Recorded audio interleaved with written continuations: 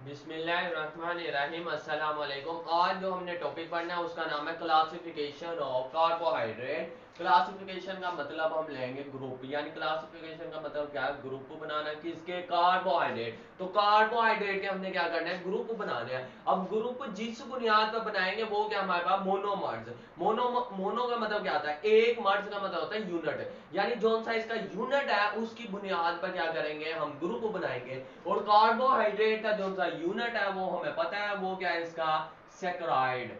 Saccharide जो सा इसका यूनिट है, और सेक्राइड का लफ्जी मतलब क्या होता है, शुगर। इसीलिए हमने पढ़ा था जो सा हमारे पास कार्बोहाइड्रेट है उसे हम सेक्राइड भी कहते हैं और शुगर भी कहते हैं। और ये याद रखना, कार्बोहाइड्रेट के ज्यादातर एंड में क्या आता है, ओज आता है। यही आज हमारे इधर यूज होगा और ये चीजें यूज होंगी। तो यही लिखा, कार्बोहाइड्रेट आर क्लासिफाइड, कार्बोहाइड्रेट को क्लासिफाई यानी ग्रुप बनाए गए हैं ऑन द बेसिस ऑफ, किस बुनियाद पर, नंबर ऑफ मोनोमर्स। किस बुनियाद पर बनाए गए हैं, नंबर ऑफ मोनोमर्स। मोनो का मतलब क्या होता है, एक। मोनो का मतलब क्या होता है, एक। और मर्ज का मतलब क्या होता है, यूनिट। यानी जो सा इसका एक यूनिट है उसकी बुनियाद पर वो क्या है हमारे पास, saccharide. Unit in the molecule, saccharide इनका क्या है, यूनिट है इस मॉलिक्यूल में। तो वो यही बता रहे हैं, जो सा कार्बोहाइड्रेट है उसे क्लासिफाइड किया गया किस बुनियाद पर, नंबर ऑफ मोनोमर्स, यानी इसके यूनिट पर। तो वो सेक्राइड यूनिट है इस मॉलिक्यूल के अंदर। Carbohydrate are generally, carbohydrate generally यानी आमतौर पर, क्लासिफाइड इनटू थ्री ग्रुप। आमतौर पर इसके कितने ग्रुप बनाए गए हैं, तीन ग्रुप बनाए गए हैं। तो उसी तीन ग्रुप को अब हमने देखना है वन बाय वन करके। तो सबसे पहले हमारे पास पहला ग्रुप है जिसका क्या नाम है, मोनोसेक्राइड। मोनो का मतलब क्या होता है, एक होता है। ऊपर भी हमने पढ़ा, मोनो का जहां भी लफ्ज आ जाए उसका मतलब क्या होगा, एक होगा। तो ये इधर मोनो, मोनो का मतलब एक हो गया। सेक्राइड का लफ्ज मतलब क्या होता है हमारे पास, शुगर। तो वो मॉलिक्यूल जिसमें शुगर का एक मॉलिक्यूल हो उसे क्या नाम देंगे, मोनोसेक्राइड देंगे। वो मॉलिक्यूल जिसमें शुगर, एक मॉलिक्यूल शुगर का, उसे मोनोसेक्राइड कहेंगे।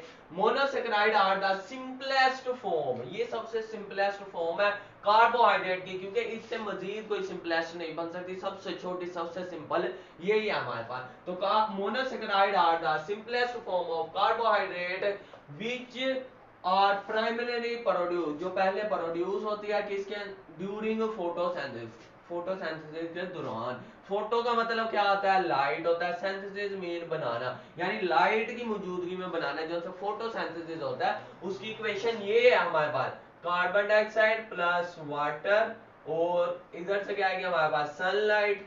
तो यही फोटो का मतलब क्या होता है, लाइट। और नीचे इधर हम लिख देते हैं क्लोरोफिल, जो ग्रीन कलर को शो करता है। और इसके नतीजे में बनेगा हमारे पास ग्लूकोज, और प्लस ऑक्सीजन और वाटर भी बनता है। अब ये देखें, ये जो सा हमारे पास है ये एक क्या है, कार्बोहाइड्रेट। और ये क्या, एक सिंपल कार्बोहाइड्रेट है जिसे मोनोसेक्राइड कहेंगे, जिसे क्या नाम देंगे, मोनोसेक्राइड। तो ये हमारे पास मोनोसेक्राइड है, और ये एक सिंपल कार्बोहाइड्रेट है जो बना है किस प्रोसेस से, फोटोसिंथेसिस से। तो ये हमारे पास क्या है, मोनोसेक्राइड। ये हमारे पास अब गया मोनोसेक्राइड। तो ये हमारे पास, इसे हम सिंपल शुगर भी कह सकते हैं, सिंपल शुगर भी है ये हमारे पास। अब ये लिखा, देव आर व्हाइट क्रिस्टलाइन। ये क्या होता है, इसका कलर क्या होता है, व्हाइट क्रिस्टलाइन। क्रिस्टलाइन उस सब्सटेंस को कहते हैं जिसमें एटम क्या हो, तरतीब में हो, यानी एक तरतीब, एक पैटर्न में हो। तरतीब में जिसमें एटम होंगे उसे क्या नाम देंगे, क्रिस्टलाइन। एंड में देखो लाइन, बस लाइन से आपने लफ्ज उठाना है। लाइन कहते हैं लाइन बनाकर चलो, लाइन यानी तरतीब से चलो। लाइन का मतलब क्या होता है, तरतीब। तो इधर यही है, क्रिस्टलाइन यानी वो सब्सटेंस जिसमें एटम क्या होंगे, तरतीब में होंगे, उसे क्या नाम देंगे, क्रिस्टलाइन सॉलिड। ये क्या हमारा, क्रिस्टलाइन सॉलिड। और इसकी फिर एक प्रॉपर शेप भी होगी।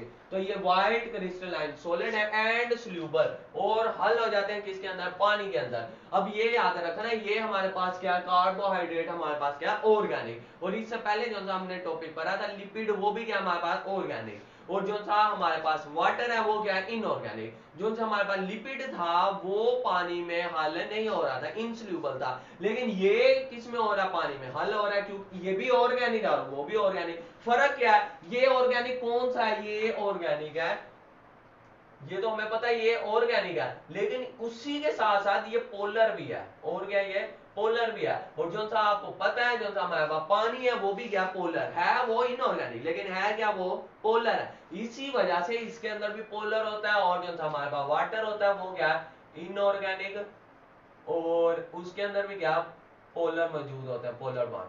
तो इसीलिए पोलर दोनों में है, तो पोलर ग्रुप होने की वजह से ये क्या आ जाता है पानी में हल हो जाता है। तो ये लिखा हुआ है जो सा हमारे पास लिपिड वो नहीं होगी, क्योंकि वो नॉन पोलर कंपाउंड है। ये कौन सा है पोलर कंपाउंड है, पानी भी कौन सा पोलर कंपाउंड, तो इसीलिए पानी में क्या आ जाता है हल हो जाएगा। जो सा मोनोसेकेराइड है ये पानी में क्या हो जाता है हल हो जाता है। तो ये लिखा they are soluble in water, ये पानी में क्या हो जाता है हल हो जाता है। They are sweet in taste, और टेस्ट में ये क्या होते हैं मीठे होते हैं, ठीक है।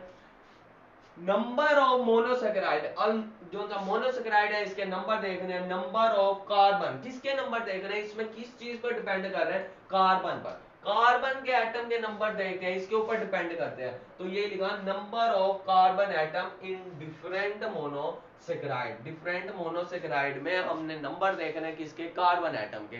तो उसी की बुनियाद पर इससे कुछ नाम देंगे। तो ये लिखा है number of carbon atom in different monosaccharide, monosaccharide में हम क्या देखेंगे, नंबर ऑफ कार्बन एटम। कितनी रेंज में है, मे रेंज फ्रॉम 3 to 7, इतने क्या होंगे हमारे पास मोनोसेकेराइड होंगे। ये याद रखना कार्बन एटम 3 से ही होंगे। 2 अगर 2 कार्बन एटम आपको तो वो पॉसिबल नहीं है, उसमें ये कार्बोहाइड्रेट का स्ट्रक्चर नहीं अवेलेबल, और ना ही 1 कार्बन पर। 3 कार्बन से हमारे पास क्या बनता है कार्बोहाइड्रेट का स्ट्रक्चर ये बनेगा। तो 3 से कहां तक, 7 तक, 3 से हमारे पास जो 7 तक है ये कौन से है हमारे पास मोनोसेकेराइड। इसके बाद हमारे पास दूसरी इसकी टाइप्स आ जाएगी।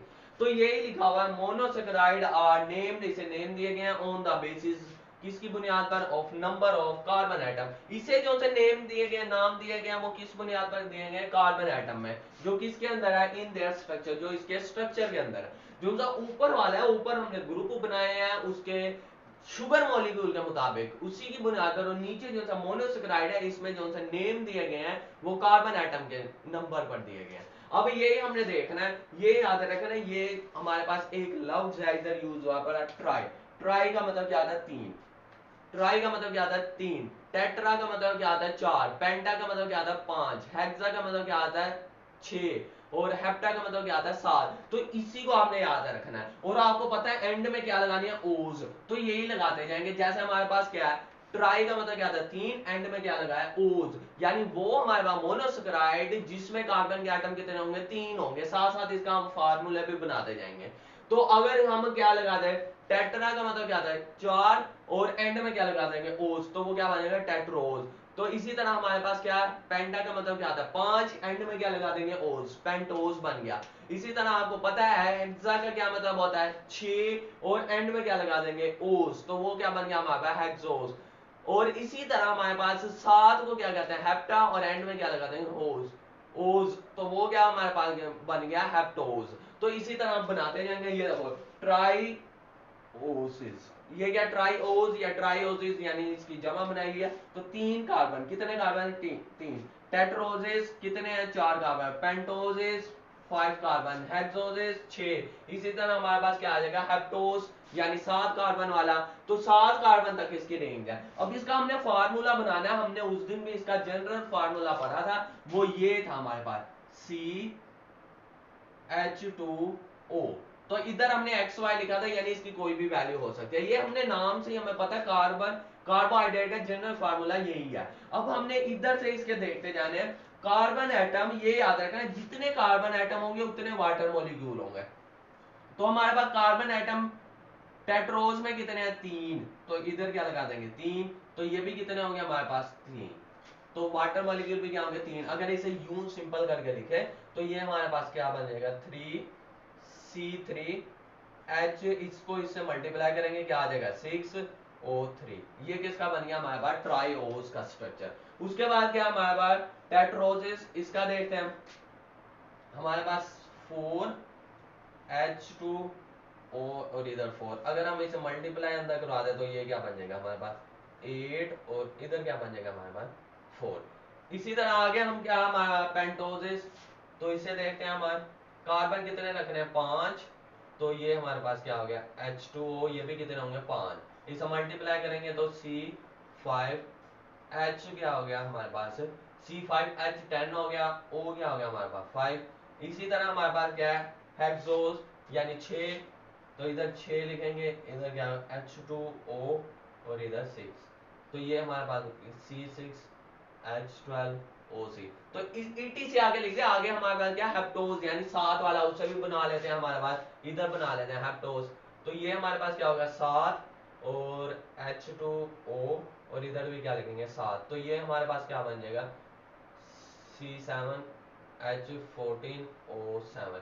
तो ये हमारे पास क्या बन गया हेप्टोज। तो इनके फार्मूले बनाने के लिए आप फार्मूले में बेशक इतना लिख दो वो भी क्या है ठीक है, इतना बना लो वो भी क्या ठीक है, इसमें हमने क्या कर दिया उसमें मल्टीप्लाई अंदर कर दिया तो ये बन गया। तो ये फार्मूले इजी है याद करने में, नाम में छुपे हुए हैं। तो ट्राइओस, टेट्रोस, पेंटोस, हेक्सोस, ईटीसी, ये क्या हो गया इसके कार्बन की बुनियाद पर इसे नाम दिया गया। कॉमन मोनोसैकेराइड जो सा आम मोनोसैकेराइड है वो कौन से है, वो दो है हमारे पास, एक कौन सा आ गया हमारा पेंटोस और एक क्या हो गया हेक्सोस, यानी दो हमारे पास जो से मोनोसैकेराइड है ये ज्यादा कॉमन है, आम है। Most common monosaccharide are pentoses and hexoses, यानी 5 कार्बन वाला और 6 कार्बन वाला। फॉर एग्जाम्पल जैसा कि राइबोस क्या हो गया, राइबोस ये तो पॉइंट में क्या आ रहा है ओज आ रहा है, ribose is a pentose. Ribose हमारे पास एक क्या है कार्बोहाइड्रेट है और वो है भी कौन सा पेंटोज, यानी 5 कार्बन वाला। अगर इसका फार्मूला देखें तो यही बना हुआ है, ये हमने अभी इधर बनाया था 5 कार्बन वाला, ये वाला, ये देखो यही सारा कुछ बना हुआ है। तो आपको पता है 5 कार्बन है तो ये इधर क्या हो जाएंगे हाइड्रोजन 2 होते हैं, 2 से 5 को मल्टीप्लाई करेंगे 10 हो गया, ऑक्सीजन भी कितने होंगे 5। फाउंड पाया जाता है इन न्यूक्लियोटाइड। अब न्यूक्लियोटाइड हमारे पास क्या होता है ये याद रखना, न्यूक्लियोटाइड में 3 चीजें होती हैं हमारे पास। न्यूक्लियोटाइड के पास हमारे पास 3 चीजें होती हैं, एक शुगर मॉलिक्यूल होता है, एक फॉस्फेट होता है और एक हमारे पास होता है नाइट्रोजनियस बेस। ये नेक्स्ट लेक्चर में इसे डिटेल से मजीद पढ़ लेंगे। तो न्यूक्लियोटाइड ऐसा मॉलिक्यूल जिसमें 3 चीजें हो, कौन कौन सी हमारे पास, एक शुगर मॉलिक्यूल हो गया, वो शुगर मॉलिक्यूल हमने पेंटोज यूज किया हुआ, और दूसरा क्या है हमारे पास नाइट्रोजनियस बेस, और तीसरा हमारे पास क्या फॉस्फेट ग्रुप। न्यूक्लियोटाइड है ये हमारे पास पाया जाता है पेंटोज न्यूक्लियोटाइड में, किसके न्यूक्लियोटाइड में न्यूक्लिक एसिड। न्यूक्लिक एसिड जो सा हमारे पास है ये होता है आरएनए और डीएनए वगैरह। तो आरएनए और डीएनए में ये पाया जाता है क्योंकि आरएनए डीएनए न्यूक्लियोटाइड से बने हुए हैं। तो ये हमारे पास जो सा है ये किसमें पाया जाता है न्यूक्लिक एसिड में। उसके बाद क्या हमारे पास ग्लूकोज। ग्लूकोज को आपको पता है ये इसका फार्मूला है क्योंकि इसमें 6 कार्बन है तो इसे क्या नाम देंगे हेक्सोज। इज अ फेमिलियर यानी मशहूर या आम क्या है हेक्सोजेस यानी 6 कार्बन वाला। तो जो सा हमारे पास ग्लूकोज है ये भी ज्यादा मशहूर ज्यादा आम है, और जो सा पेंटोज है ये भी क्या ज्यादा देखने लगे हैं। हमारे पास जो सा मोनोसैकेराइड है ना ये पानी में हल हो जाता है लेकिन पानी में टूटता नहीं है, तो यही लिखा हुआ है monosaccharide are not further hydrolyse. Hydro का मतलब क्या आता है वाटर, लाइज मीन लेसिस यानी ब्रेक डाउन। हाइड्रो का मतलब क्या आता है वाटर, और लाइज का लफ्ज निकला लेसिस है जिसका मतलब क्या आता है ब्रेक डाउन, यानी ये पानी में ब्रेक डाउन नहीं होता, ये वैसे भी ब्रेक डाउन नहीं होगा क्योंकि हमने पता है ये सबसे सिंपल है, अगर ये टूट गया तो कार्बोहाइड्रेट खत्म हो जाएगा वो और मॉलिक्यूल बन जाएंगे। तो इसीलिए लिखा monosaccharide are not further hydrolyse, ये मजीद नहीं टूट सकता, ये सिर्फ हल होता है पानी में। अब वो कैसे होता है वो देखते हैं। If monosaccharide are in crystal form, अगर ये किस फॉर्म में होगा क्रिस्टल फॉर्म में होगा, they are found in open structure, ये किस में होगा ओपन स्ट्रक्चर में होगा, ये इधर हम बना लेते हैं एक। But when they are dissolve in water, जब ये किस में पानी में हल किया जाएगा, दे आर कन्वर्टेड, ये कन्वर्ट हो जाता है रिंग स्ट्रक्चर। रिंग का मतलब होता है क्लोज शेप, ये इस तरह कोई क्लोज शेप बनी हुई यानी बन शेप, उसे क्या कहते हैं रिंग स्ट्रक्चर। अब हम इधर बना लेते हैं, आपकी बुक में लिखी है पेंटोज की, तो आपको पता है पेंटोज है 5 कार्बन, तो आपने 5 कार्बन पहले बना लेने हैं, 1 2 3 4 5, ये 5 कार्बन हमारे पास बन गए। उसके बाद आपने क्या करना है दूसरे के स्टार्ट करना है, दूसरे से OH इधर लगाना है, OH इधर लगाते जाना है, इधर लगाते जाना है और एंड तक भी OH, ठीक है। उसके बाद इधर क्या लगाओगे H लगाते जाओगे, ये एंड वाला है ना, इसकी वैलेंसी पूरी नहीं हो रही, बाकी सबकी कार्बन की 4 वैलेंसी बॉन्ड यानी 4 बॉन्ड बन रहे हैं। इसमें कितने हैं, 1 2 3, तो इसलिए एक इधर भी हाइड्रोजन लगेगा। अब ऊपर आ जाओ, ऊपर वाले में आपने डबल ओ बॉन्ड लगाना है और एक ऊपर लगाना है एच बॉन्ड। तो ये हमारे पास जो सा है एक किसका स्ट्रक्चर बन गया, पेंटोस का। और ये इसका कौन सा ओपन स्ट्रक्चर है, कौन सा है ओपन स्ट्रक्चर। तो यही लिखा हुआ जब ये क्रिस्टल फॉर्म में यानी सॉलिड फॉर्म में होगा तो इसका स्ट्रक्चर जो सा वो ओपन होगा। जब ये पानी में जैसे डिसोल्व होगा ये किस में कन्वर्ट हो जाता है, रिंग स्ट्रक्चर में।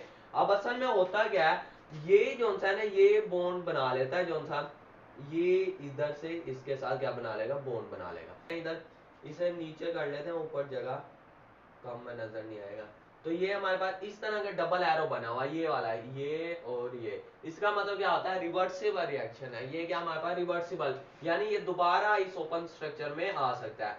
अब हम इधर क्या करेंगे, यही जो सा हमारे पास है ये इस तरह इसे पकड़ के क्या कर देंगे, फोल्ड कर देंगे। तो ये हमारे पास इस तरह का कुछ स्ट्रक्चर बन जाएगा। एक कार्बन इधर, एक इधर, दरमियान में क्या आ गई, ऑक्सीजन आ गई। तो ये हमारे पास एक स्ट्रक्चर बन रहा है। अब ये एक जोन से ये वाली जोन से इसकी कार्बन है, ये इस रिंग से बाहर आ रही है। ये तो इधर से और इसके दरमियान बॉन्ड बन रहा है, ये बाहर आ रही है। तो ये इधर भी क्या होगी, इस रिंग से क्या होगी, बाहर होगी। कार्बन नंबर जो सा 5 है ये रिंग से क्या होता है, बाहर होता है। इसके सेंटर में कितना है, ऑक्सीजन आएगा। अब देखो कितने कार्बन है, 5, 1 2 3 4, 5 कार्बन वाले ये स्ट्रक्चर बने। और इसका जो सा कार्बन है 4 पर होगा, एक बाहर आएगा, क्योंकि अगर हम देखें तो बॉन्ड 4 और 1 के दरमियान बना है, 5 नहीं, 5 स्ट्रक्चर से बाहर जा रहा है। अब आपने क्या करना है, इसके साथ OH लगाना है। अब OH आप कैसे लगाओगे, इसका ट्रिक ये है, नीचे वाले का OH आपने नीचे लटका देना है, और जो सा हमारे पास ऊपर वाले इनका ऊपर लगा देना है। ये याद रखना इसके साथ नहीं लगेगा, ये इस ऊपर वाले के साथ आपने OH ऊपर लगाना है। ये मैं ओपन और मुकम्मल खोल के स्ट्रक्चर बता रहा हूँ, आपकी बुक में कुछ क्लोज किया हुआ है इस स्ट्रक्चर को। बाकी आपने इसके साथ क्या लगा देना है, सबके साथ हाइड्रोजन। इसके साथ नीचे अगर OH लगा तो अंदर हाइड्रोजन लगेंगे, इसके साथ ऊपर OH लगा तो नीचे हाइड्रोजन, इसके साथ भी क्या लगेगा, हाइड्रोजन। अगर बॉन्ड देखें इसके 1 2 3, इसके साथ 2 हाइड्रोजन लगेंगे। तो कितने हो गए, 4 बॉन्ड। इसके देखें 1 2 3 4, 4 बॉन्ड बने, 1 2 3 4, 1 2 3 4। अब इसके देखें तो 1 2 3, तो इसके साथ क्या लगा देंगे, हाइड्रोजन लगा देंगे। इसका जो सा OH है ना, उसी को में से जो सा हाइड्रोजन है वो किसके पास चल गया, कार्बन नंबर 1 के पास। तो इसे मैं नंबरिंग भी दे देता हूँ। ये क्या हमारे पास कार्बन नंबर 1 हो गया, ये 2 हो गया, ये क्या हो गया हमारे पास 3, ये 4 हो गया, और 5 जो होता है ना ये चेन से क्या होगा, बाहर होगा। जो सा हमारे पास कार्बन नंबर 5 है ये क्या होगा, चेन से बाहर होगा। ये हमारे पास कार्बन नंबर 5 है और ये चेन से बाहर है। आपकी बुक में इसे यूं लिखा होगा CH2OH, यानी H2 को इकट्ठा कर दिया, OH भी इकट्ठा कर दिया। मैंने हाइड्रोजन एक इधर लिख दिया, एक इधर, और इधर OH आ गया हमारे पास। अब ये याद करने का, OH आपने ऐसे ही लिखने जैसे इसमें बने हुए, अक्सर स्टूडेंट गलत कर देते हैं। कार्बन ऊपर वाले के OH ऊपर आएंगे, नीचे वाले के OH नीचे लटके होंगे, इस तरह बस याद रख लेना। और जो सा इसका जो सा OH है ना, उसमें से जो सा हाइड्रोजन है वो किसके पास चले जाता है, कार्बन नंबर 1 के पास। कार्बन नंबर 1 के पास चले जाता है। अगर देखें तो हमारे पास जो सा स्ट्रक्चर है इसमें कार्बन नंबर 1 के पास एक हाइड्रोजन क्या हो जाता है, चले जाता है। हाइड्रोजन इसकी देखें तो 1 2 3 4। तो ये हमारे पास क्या है, एक स्ट्रक्चर है किसका, ये है हमारे पास राइबोस का। तो यही बता रहे हैं, जब ये क्रिस्टल फॉर्म में होता है तो ओपन स्ट्रक्चर होता है, जब ये क्लोज होता है तो इसका स्ट्रक्चर कुछ इस तरह से बन जाता है। अगर हम देखें कार्बन नंबर 1 जो सी है हमारे पास, तो ये है कार्बन नंबर 1 ओपन स्ट्रक्चर में। इसके बाद कितने हाइड्रोजन है, एक है। अगर चेन में देखें तो 2 आ गए। इसके बाद दूसरा कौन सा है, दूसरा इसका इधर से जा रहा है, ये इसके पास है। तो ये हमारे पास एक स्ट्रक्चर है, आपकी बुक में ऐसे क्लोज करके इसे लिखा हुआ है। तो आपने इसी तरह के दो स्ट्रक्चर, एक ओपन और एक रिंग स्ट्रक्चर। जब पानी में डिसोल्व होगा तो ऐसा होगा, वैसे इसका स्ट्रक्चर ओपन होता है। तो ये लिखा, if monosaccharide are in crystal form, अगर ये सॉलिड फॉर्म में होगा, दे आर फाउंड, ये पाया जाता है ओपन स्ट्रक्चर। बट मैंने जब they are dissolve in water, जब इसे पानी में डाला जाएगा, they are converted into ring structure. ये किसमें चले जाएगा, रिंग स्ट्रक्चर का मतलब होता है गोल, जो सा गोल स्ट्रक्चर हो। आगे क्या, डाइस्क्राइड, डाई का मतलब होता है दो। डाई का मतलब क्या आता है, दो, और सैकराइड का लफ्जी मतलब क्या आता है, शुगर, यानी वो मॉलिक्यूल जिसमें शुगर के दो मॉलिक्यूल होंगे। मोनो का मतलब एक, सैकराइड का मतलब मॉलिक्यूल, यानी जिसमें शुगर का मॉलिक्यूल एक हो। तो इधर क्या, डाई सैकराइड, डाई का मतलब दो, सैकराइड का मतलब शुगर मॉलिक्यूल, इसमें दो शुगर के मॉलिक्यूल होंगे। कार्बोहाइड्रेट, वो carbohydrate which release to monosaccharide, वो कार्बोहाइड्रेट जो कितने मोनोसेक्राइड रिलीज करेगा, यानी निकालेगा दो, क्योंकि उसके अंदर होंगे दो तो निकालेगा भी कितने, दो। तो वो कह रहा है कार्बोहाइड्रेट, वो कार्बोहाइड्रेट जो निकालता है कितने, दो monosaccharide on their hydrolysis. Hydro mean क्या था, वाटर, लेसिस मीन क्या था, ब्रेक डाउन। हाइड्रो मीन क्या था हमारे पास, वाटर, लेसिस मीन क्या था, ब्रेक डाउन। तो ये याद रखना, जो था हमारे पास मोनोसेक्राइड है वो हाइड्रोलिसिस नहीं होता, हाइड्रोलाइज नहीं होता, वो नहीं टूटता, क्योंकि सबसे सिंपल वही है, अगर उसे तोड़ देंगे तो वो हमारे पास जो सा कार्बोहाइड्रेट है वो खत्म हो जाएगा। जो सा हमारे पास डाइसेक्राइड है ये टूट जाता है, क्योंकि इसके अंदर दो होते हैं, अगर आप दो को क्या करोगे, तोड़ोगे, तो वो क्या आ जाएगा, एक एक के हमारे पास दो बन जाएंगे। तो यही बता रहा है, वो कार्बोहाइड्रेट जो रिलीज होता है टू मोनोसेक्राइड, कितने मोनोसेक्राइड देता है, दो, ऑन देयर हाइड्रोलिसिस, यानी पानी के मौजूद में, इज कॉल्ड डाइस्क्राइड, उसे क्या नाम देंगे, डाइस्क्राइड। बिकॉज डाइस्क्राइड, क्योंकि डाइस्क्राइड आर फॉर्म्ड, ये बनता है ड्यू टू बॉन्डिंग, बॉन्ड बनते हैं किसके दरमियान, टू मोनोसेक्राइड, दो मोनोसेक्राइड के दरमियान जब बॉन्ड बने, जो सा मॉलिक्यूल बनेगा उसे क्या नाम देंगे, डाइस्क्राइड। तो डाइस्क्राइड जब टूटेगा तो हमारे पास मोनोसेक्राइड के कितने आएंगे, दो मॉलिक्यूल आएंगे, क्योंकि दो मॉलिक्यूल के मिलने से बना डाई, डाई का मतलब दो ही होता है। They are also white crystalline solid, ये भी क्या है, white crystalline solid है, यानी इसके भी जो से एटम है इसके अंदर सब की उसकी क्या होगी, तरतीब होगी, और ये सॉलिड फॉर्म में होगा। They are comparatively less soluble in water, ये जो सा मोनोसेक्राइड के कंपैरिजन जो है ना कम हल होता है किसके अंदर, पानी में, and are less sweet in taste, और उसकी जो सा मोनोसेक्राइड की निस्बत ये कम मीठा होता है। The molecule formula of disaccharide is, अब इसका मोलिकुलर फार्मूला ये है, फर्ज कर लो हमारे पास दो क्या थे, मोनोसेक्राइड मिले, मोनोसेक्राइड का अगर हम हेक्सोसिस देख लें तो उसका ये फार्मूला है C6H12O6। एक और हम इसमें ऐड अगर करें तो वो क्या, C6H12O6। अब देखो कार्बन 6 और 6 इसके क्या हो गए, कितने हो गए, 12, ये लिखे हुए कार्बन 12।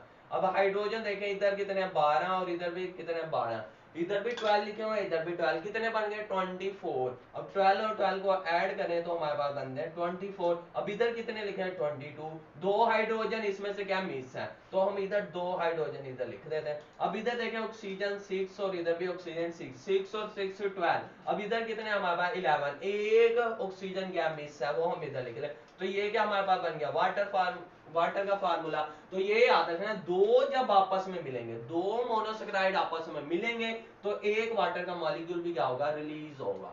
तो यही इसीलिए इसमें से दो हाइड्रोजन और एक ऑक्सीजन क्या हुई बनी है, मिस हुई बनी है।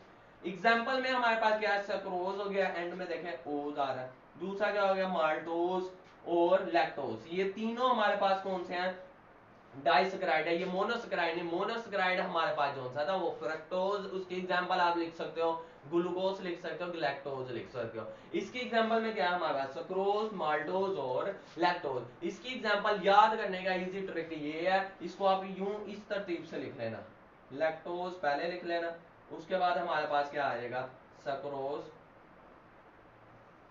और उसके बाद लिख लेना आप माल्टोज, इस तरतीब से। अब इसका मैं ट्रिक बता देता हूँ, ये क्या हमारे पास बन जाएगा, ये जो है ना लैक्टोज, सक्रोज और माल्टोज, इसे याद करने का आपने एक ट्रिक याद रखना है, लाहौर से मरी तक, यानी लाहौर से मरी तक, लाहौर के एल से हमारे पास क्या बनेगा, लैक्टोज बनेगा, से के एस से जो है क्या बनेगा, सक्रोज, और आगे क्या हमारे पास माल्टोज यानी मरी। तो आपको इस तरह इसकी हेडिंग जो है वो नाम याद करने में इजी हो जाएगी, और आपको एमसीक्यूज में मुश्किल नहीं होगी। तो आपको पता चल जाएगा लैक्टोज, सक्रोज और माल्टोज किसकी एग्जांपल है, ये है डाइसेक्राइड। अब हम देखने लगे जो से हमारे पास डाइसेक्राइड है, उसकी जो से हमने एग्जांपल पढ़ी है उसे वन बाय वन करके। सबसे पहले क्या हमारे पास सक्रोज, ये सक्रोज है क्या हमारे पास डाइसेक्राइड, ये दो मोनोसेक्राइड के मिलने से बनेगा। अब वो दो मोनोसेक्राइड हमारे पास क्या है, ग्लूकोज और फ्रक्टोज आपस में मिलेंगे, क्या बनेगा, सक्रोज, और हमने देखा था वाटर का मॉलिक्यूल एक रिलीज होता है,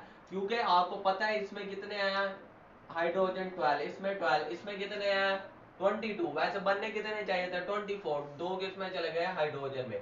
ऑक्सीजन देखें 12 और 6 ऑक्सीजन है इसमें, और इसमें भी कितने हैं, कितनी होगी 12 होगी, और इधर कितने हैं 11, एक ऑक्सीजन कम है वो किसमें चलेगी, वाटर में। तो ये हमारे पास जो सा स्ट्रक्चर है ना, इसे याद करने का आपके पास यही है। तो आपने मोनोसेकेराइड के आगे लिख लो यूं ब्रैकेट में का हमारे पास जो सा जीएफ मिलेंगे तो एक हमारे पास क्या बनेगा, सक्रोज। जीएफ के मिलने से हमारे पास क्या बनेगा, सक्रोज बनेगा।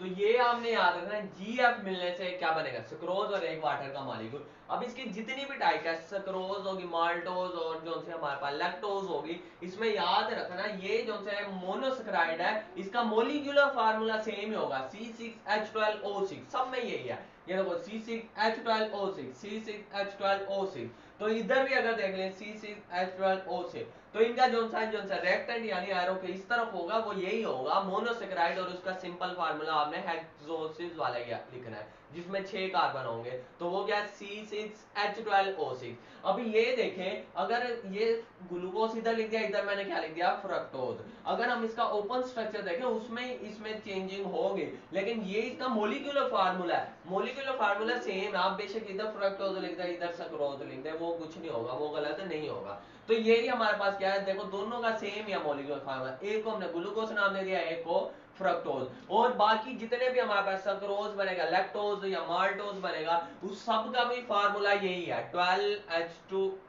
C12H22O11, और एक वाटर मॉलिक्यूल रिलीज होगा। इसका देखें माल्टोज का, इसका भी यही है। इनका मॉलिक्यूलर फार्मूला सेम है, लेकिन जो था हमारे पास स्ट्रक्चर फार्मूला अगर ओपन करें ना तो उसमें चेंजिंग आएगी। तो ये हमारे पास सक्रोज है। Sucrose is the most familiar यानी बहुत मशहूर डाइसेकेराइड है, कॉमनली आमतौर पर यूज एज स्वीटनर। किसका काम करती है, स्वीटनर यानी मिठास का। And known as cane sugar, और इसे हम जानते हैं किसके तौर पर, केन शुगर के तौर पर। शुगर केन यानी ये गन्ने से ली जा रही है, जो से आपने देखा गन्ने के अंदर जो से होती है वो सक्रोज ही होता है हमारे पास। तो केन शुगर या शुगर केन जिसे कहते हैं गन्ने को, तो ये गन्ने में पाई जा रही है। द सक्रोज इज फॉर्म, जो से सक्रोज बनती है। अब सक्रोज कैसे बन रही है, दो मॉलिक्यूल मिलने से।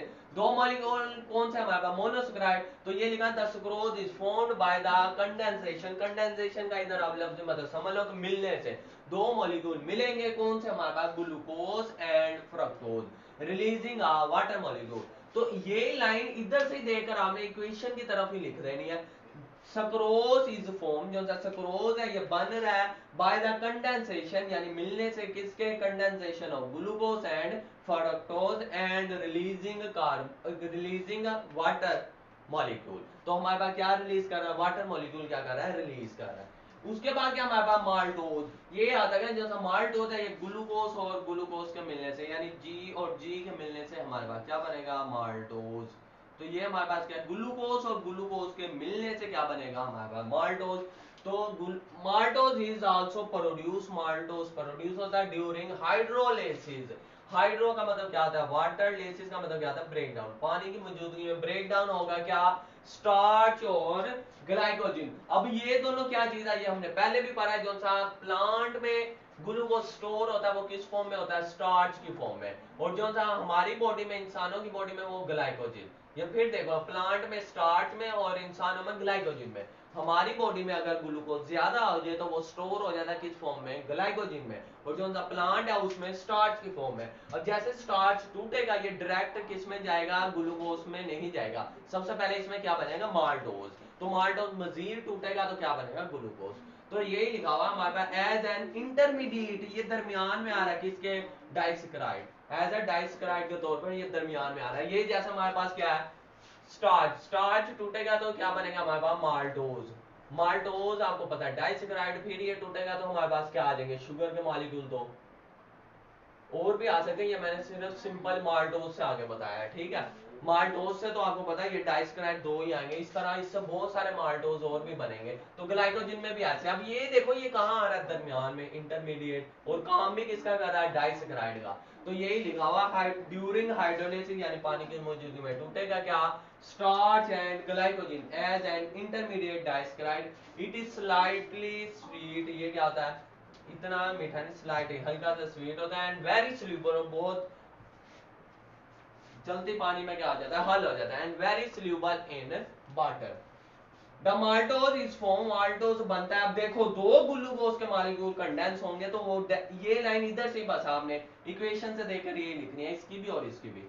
तो ये क्या हमारे पास, the maltose is form by the condensation of two glucose molecule and releasing water molecule. तो the maltose is form, maltose बनता है by the condensation of two glucose molecule, दो ग्लूकोज के मॉलिक्यूल के मिलने से, रिलीजिंग वाटर मॉलिक्यूल। तो ये इसकी इक्वेशन होगी, ग्लूकोज और ग्लूकोज के मिलने से माल्टोज और वाटर। इनका मॉलिक्यूलर फार्मूला सेम है, देखें सब में ये इधर लिखा हुआ है, लेकिन हमने नाम नीचे बस चेंज किया हुआ है। ये सब का क्या सेम है, अगले हम भरेंगे उसमें भी सेम है। एक और आगे लिखा है, माल्टोज को माल्ट शुगर भी कहते हैं। माल्टोज को क्या कहते हैं, माल्ट शुगर। अब माल्ट क्या, माल्ट हमारे पास एक शराब का है, जो शराब किससे बनी है, जौ से। जौ से हमारे पास गंदम है, अगर इसके ऊपर छिलके नुमा मुकम्मल स्ट्रक्चर, इसे जौ कहते हैं। अब जौ से जौन सी हमारे पास शुगर वो शराब बनी हो उसे क्या कहते हैं, माल्ट। तो ये माल्ट शुगर भी इसे कहते हैं, माल्टोज को। Maltose malt sugar, maltose is called malt sugar, maltose को हम माल्ट शुगर भी कहते हैं, बिकॉज क्योंकि इट इज प्रोड्यूस, ये प्रोड्यूस होते हैं ड्यूरिंग ब्रीविंग। ब्रीविंग किसे कहते हैं, मशरूबात द बेयर, जैसे क्या हो गया, बेयर एक शराब का नाम है, क्योंकि ये प्रोड्यूस होती है जैसे मशरूबात बनाने के लिए, जैसे एक बेयर शराब होगी। एंड रिलेटेड ड्रिंक, इसी के रिलेटेड ड्रिंक होगी बाय अल्कोहलिक फर्मेंटेशन। अल्कोहल का जो लफ्जी मतलब यूज होता है, ये शराब ही है। अल्कोहल क्या हमारे पास, शराब। फर्मेंटेशन क्या है, अब ये याद रखें, जो हमारे पास शराब है ये किस प्रोसेस से बनती है, फर्मेंटेशन। फर्मेंटेशन वो प्रोसेस होता है जिसमें हम माइक्रो ऑर्गेनिज्म को यूज करते हैं और ऑक्सीजन नहीं दी जाती, ऑक्सीजन के एब्सेंस में होता है। तो यही है अल्कोहलिक फर्मेंटेशन। जैसे आपने देखा होगा, जो सा हमारे पास अगर कोई दही वगैरह घर में बनाए तो उसे क्या कर लेते हैं, ऊपर से कवर कर लेते हैं, क्यों, क्योंकि ताकि ऑक्सीजन का अंदर ना जाए। अगर ऑक्सीजन अंदर गई तो वो फर्मेंटेशन नहीं होगी, वो भी एक फर्मेंटेशन प्रोसेस है। इसी तरह हमारे पास अल्कोहलिक फर्मेंटेशन यानी शराब बनाने का भी एक प्रोसेस होता है, वो लैक्टिक एसिड है। दही वाली हमारे पास लैक्टिक एसिड फर्मेंटेशन, और जो सी ये होगी शराब वाली, इसे क्या नाम देंगे, अल्कोहलिक फर्मेंटेशन। ओक माल्टेड बार्ले, बार्ले किसे कहते हैं, जौ को। और यही हमारे पास इसका नाम है इसीलिए रखा गया क्योंकि माल्टोज जो ये प्रोड्यूस होती है कब, मशरूबात बनाने के लिए, शराब बनाने के लिए, और इसीलिए इसे माल्टेड। अगली तीसरी टाइप्स हमारे पास है लैक्टोज। जो सा लैक्टोज है आपने यूं याद रखना है, लैक्टोजन से, जैसे दूध का डब्बा लैक्टोजन होता है उससे, यानी ये किस में पाया जाएगा, दूध में। तो हमारे पास क्या आ गया, lactose. Lactose is naturally found in milk, ये कुदरती तौर पर पाया जाता है किसमें, दूध में, एंड मिल्क प्रोडक्ट, और दूध से जो सी हम चीजें बनाते हैं उनमें पाया जाता है। The lactose is form, lactose बनता है। अब इससे भी यूं यार, लैक्टोज बन रहा है, लैक्टोज किसके मिलने से बन रहा है, ग्लैक्टोज और ग्लूकोज के, कंडेंसेशन ऑफ ग्लूकोज और ग्लैक्टोज रिलीजिंग वाटर मॉलिक्यूल। तो इधर भी आप यही लिखोगे, the lactose is formed by the condensation of galactose and glucose. Book में इतना लिखा हुआ, आप ये भी लिख सकते हो, रिलीजिंग ऑफ वाटर मॉलिक्यूल, तो ये बेस्ट हो जाएगा। अब इसे याद करने का ट्रिक क्या, आपने ये स्पेलिंग बस याद करने किसके, गूगल के। तो आपको पता है इसके, इस जी से क्या बनेगा हमारे पास, ग्लैक्टोज। क्या बनेगा, ग्लैक्टोज। इस जी से ग्लूकोज, और एल से क्या बनेगा, लैक्टोज। तो ग्लैक्टोज और ग्लूकोज के मिलने से हमारे पास क्या बनेगा, हमारे पास बनेगा लैक्टोज। ये देखो, इस जी से आप ग्लैक्टोज, इससे क्या बनेगा, ग्लूकोज, और एल से क्या बनेगा हमारे पास, लैक्टोज। तो इससे भी याद अगर करना चाहो तो कर लो, ये एमसीक्यूज में हेल्प देगा। तो ये ग्लूकोज और ग्लैक्टोज, ग्लैक्टोज और ग्लूकोज मिलेंगे तो क्या बनेगा, लैक्टोज। और आपको मैंने ये पहले भी बताया था, जो सा लैक्टोज है, आपने लैक्टोजन दूध के डब्बे से याद रखना कि ये किस में पाया जाता है, लैक्टोजन यानी दूध में।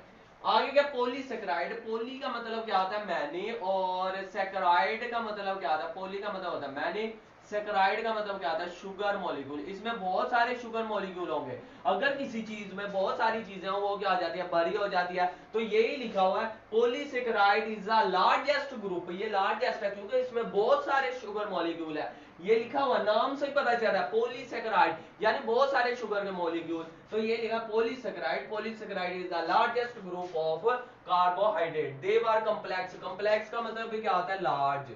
तो ये क्या है हमारे पास, कॉम्प्लेक्स कार्बोहाइड्रेट है। एंड पॉलीमर, पोली का मतलब जहां भी आ जाए इसका मतलब क्या आता है, मैनी, और मर्ज का जहां भी मतलब आता है इसका मतलब होता है यूनिट। इसमें बहुत सारे यूनिट है। तो हमने पहले मोनो पढ़ा, मोनो का मतलब एक होता है, मर्ज का मतलब यूनिट, तो इधर भी मर्ज आया हुआ यानी यूनिट, तो इसमें बहुत सारे यूनिट होते हैं और मोर देन मोनोसेक्राइड, कितने मोनोसेक्राइड से इधर आना था 10 मोनोसेक्राइड, और इधर इसके पास 10 मोनोसेक्राइड से क्या आता है ज्यादा, इधर 10 आएगा, तो ये 10 मोनोसेक्राइड से भी क्या आते हैं ज्यादा होते हैं इसमें मॉलिक्यूल, और इसी को क्या नाम देंगे पॉलीसेक्राइड, यानी पॉलीसेक्राइड में बहुत ज्यादा होते हैं। दे आर प्रोड्यूस होते हैं in the cell of plant and animal, किसके अंदर प्लांट और एनिमल सेल में, टू स्टोर, जब स्टोर करना हो क्या एक्स्ट्रा कार्बोहाइड्रेट, कार्बोहाइड्रेट यानी ग्लूकोज, हमारे अंदर जब ग्लूकोज ज्यादा हो जाए वो किस फॉर्म में स्टोर होती है ग्लाइकोजन में, जब प्लांट में आ जाए तो वो स्टोर होगी स्टार्च की फॉर्म में। Carbohydrate food animals to store extra carbohydrate food के तौर पर, एंड एनर्जी और एनर्जी के तौर पर, जब एनर्जी हासिल करनी हो, जैसे कि हमारे पास स्टार्च हो गया ये प्लांट में स्टोर होगी, ग्लाइकोजन ये एनिमल यानी हमारे अंदर स्टोर होगी। They are storage molecule of carbohydrate, अब इसे स्टोरेज मॉलिक्यूल भी कह सकते हैं, तो पॉलीसेकेराइड हमारे पास स्टोरेज मॉलिक्यूल भी है किसका कार्बोहाइड्रेट का। Polysaccharide are not sweet in taste, ये बिल्कुल मीठे नहीं होते हैं, जो हमारे पास मोनोसेक्राइड है वो स्वीट इन टेस्ट होते हैं, जो डाइसेक्राइड है वो क्या होता है स्लाइटली, और ये बिल्कुल भी नहीं होते। रेदर यूजली, बल्कि आमतौर पर क्या होता है टेस्टलेस, इसका कोई टेस्ट नहीं होता। द यील्ड का मतलब क्या होता है पैदावार, पैदावार यानी ये पैदावार देंगे मैनी मोनोसेक्राइड यूनिट, जब ये टूटेंगे इससे बहुत सारे मोनोसेक्राइड यूनिट हमें मिलेंगे, इसीलिए लिखा the yield many monosaccharide unit upon, हासिल होता है कंप्लीट हाइड्रोलिसिस, हाइड्रो मीन पानी, लेसिस मीन ब्रेक डाउन, पानी की मौजूदगी में जब ये टूटेंगे तो हमें बहुत सारे मोनोसेक्राइड मिलेंगे, जैसे हमारे पास ग्लाइकोजन टूटेगा तो हमें क्या मिलेगी ग्लूकोज, जब ग्लूकोज को फिर हम यूज करेंगे हमें क्या मिलेगी एनर्जी, उस रिएक्शन को क्या कहते हैं रिस्पायरेशन, तो ये हाइड्रोलिसिस फॉर द एनर्जी, हम इसे तोड़ेंगे एनर्जी यूज, एनर्जी इस्तेमाल करने के लिए। द यील्ड मैनी मोनोसेक्राइड, जो मोनोसेक्राइड की जो हमें पैदावार मिली है इससे अपॉन कंप्लीट हाइड्रोलाइसिस, मजीद तोड़ेंगे किसके लिए एनर्जी हासिल करने के लिए। जैसे आपको पता है कि हमारे पास रिस्पायरेशन का रिएक्शन है, उसमें हमारे पास एक मोनोसेक्राइड है, उसे हम क्या करते हैं तोड़ते हैं, जैसे वो टूटेगा तो हमें क्या मिलेगा कार्बन डाइऑक्साइड और वाटर और एनर्जी, तो यही हमारे पास एक रिएक्शन है जिसके बारे में लिखा हुआ। पॉलीसेकेराइड आर स्ट्रक्चर कंपोनेंट, इसका स्ट्रक्चर कंपोनेंट भी आपको पता है, ये सेल वॉल बनाने में हेल्प करती है। स्ट्रक्चर कंपोनेंट, ये स्ट्रक्चर यूज्ड है of cell wall in the cell of plant, plant में जैसे क्या हो गया सेलुलोज, ये भी क्या कार्बोहाइड्रेट और पॉलीसेकेराइड, फंजाई में काइटिन हो गया, बैक्टीरिया में पेप्टाइडो ग्लाइकन, ये सारे क्या हमारे पास पॉलीसेकेराइड। तो ये था आज का हमारा टॉपिक जिसमें हमने ये पढ़ा, इसकी शॉर्ट फॉर्म हम ये बता देते हमारे पास पहले मोनोसेकेराइड था, फिर डाइमोनोमीन एक saccharide mean sugar molecule, di mean दो saccharide mean sugar molecule, polysaccharide यानी पोली का मतलब होता है many saccharide mean sugar molecule, यानी बहुत सारे शुगर मॉलिक्यूल थे। और उसके बाद हमने डाइसेकेराइड की बहुत सारी आगे टाइप्स पढ़ी, उसके टाइप्स को याद कर एग्जांपल याद करने का आपको तरीका मैंने बता दिया, आपने यूं याद कर लेना है लाहौर से मरी तक, लाहौर के एल से हमारे पास लैक्टोज बनेगा, और से जैसे से नहीं लिखते हम यूं करके ऐसे वैसे, तो इसके एस से क्या बनेगा सक्रोज बनेगा, और मरी के एम से क्या बनेगा हमारा माल्टोज, और उसी के बाद हमने मजीद उनकी आगे एक्सप्लेन किया था। ये था आज का हमारा टॉपिक, इंशाल्लाह आप नेक्स्ट लेक्चर में मिलेंगे। अल्लाह हाफिज।